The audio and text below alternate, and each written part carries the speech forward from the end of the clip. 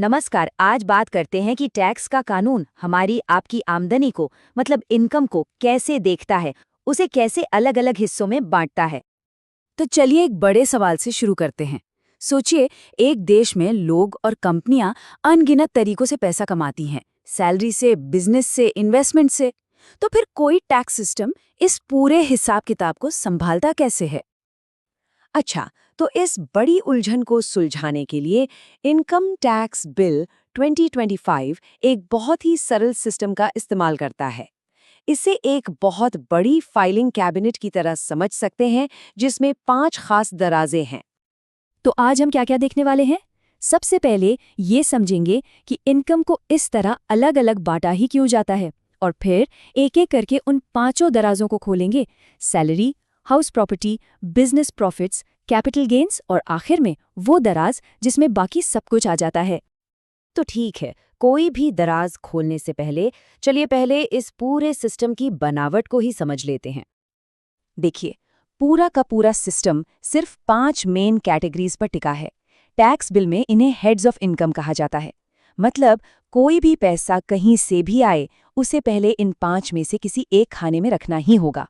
सारी कहानी यहीं से शुरू होती है। चलिए फिर अब खोलते हैं पहली दराज, और ये वो दराज है जिससे हम में से ज्यादातर लोग अच्छी तरह वाकिफ है। इस पहली दराज का नाम है सैलरी या वेतन। अब यहाँ सबसे जरूरी चीज है नियोक्ता और कर्मचारी का रिश्ता।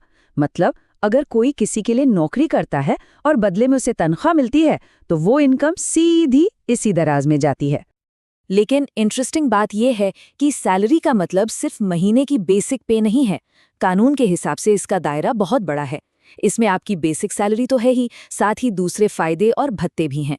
यहाँ तक कि बिल की धारा 18 के मुताबिक अगर नौकरी खत्म होने पर कोई मुआवजा मिलता है तो उसे भी सैलरी ही माना जाता है।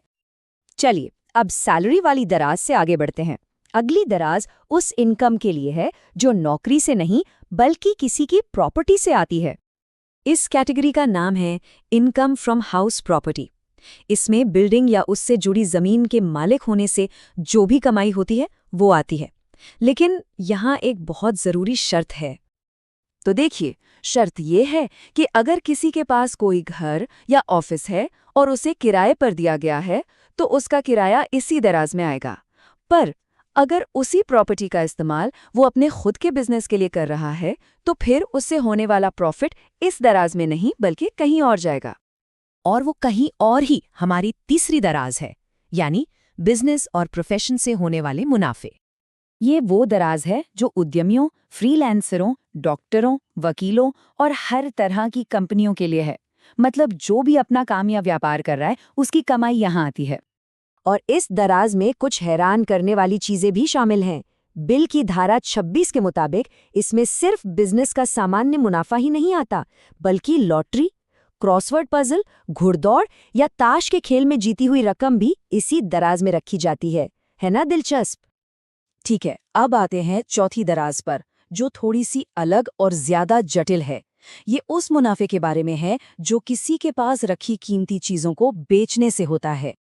यहाँ कानून का मूल सिद्धांत ये है कि किसी इन्वेस्टमेंट को बेचकर पैसा कमाना, जैसे कि स्टॉक, बॉन्ड या प्रॉपर्टी, ये रोजमर्रा की नौकरी या बिजनेस से होने वाली कमाई से अलग चीज है। और इसीलिए बिल में इसके लिए एक अलग ही हेड बनाया गया है, जिसका नाम है कैपिटल गेन्स।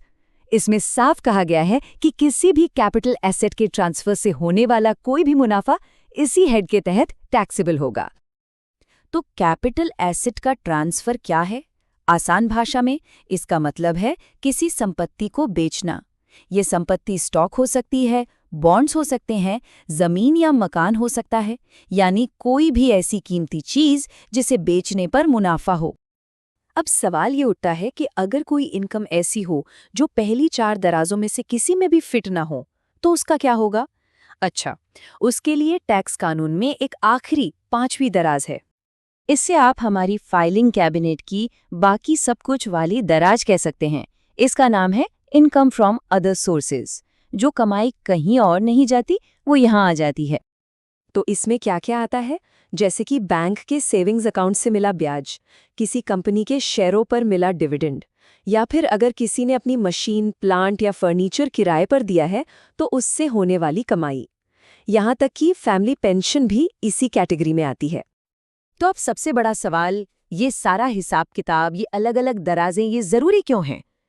ज़रूरी इसलिए हैं क्योंकि हर दराज के लिए नियम अलग हैं, टैक्स में मिलने वाली छूट अलग है और कभी-कभी तो टैक्स की दरें भी अलग होती हैं। आपकी इनकम किस दराज में गई है, इसी से तय होता है कि उस पर आखिर में कितना टैक्स लगेगा।